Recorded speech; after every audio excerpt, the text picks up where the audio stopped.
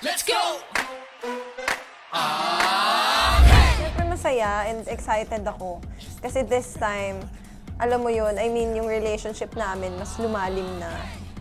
Kaya sure ako mas masaya to, tsaka mas challenging to kasi ibang experience to eh, malamig dun ngayon. So, good luck. Good luck sa aming lahat. To be honest kasi syempre nung season 1 parang walang idea yung mga tao. Kami din, nangangapa din kami as runners sa isa't isa. So siguro yung pressure sa amin malaki. Parang kailangan namin lahat na magpakilala, i-prove yung mga sarili namin.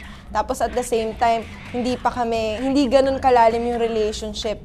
So all throughout ng mga missions, parang, alam mo yun, slowly, nakikilala namin yung isa't isa, mas nagiging komportable na kami. So this time, kaya sinasabi ko na feeling ko mas mag-e-enjoy kami talaga ng sobra. Kasi from the start, from day 1 na makarating kami doon, first mission, iba na yung relationship ng mga runners.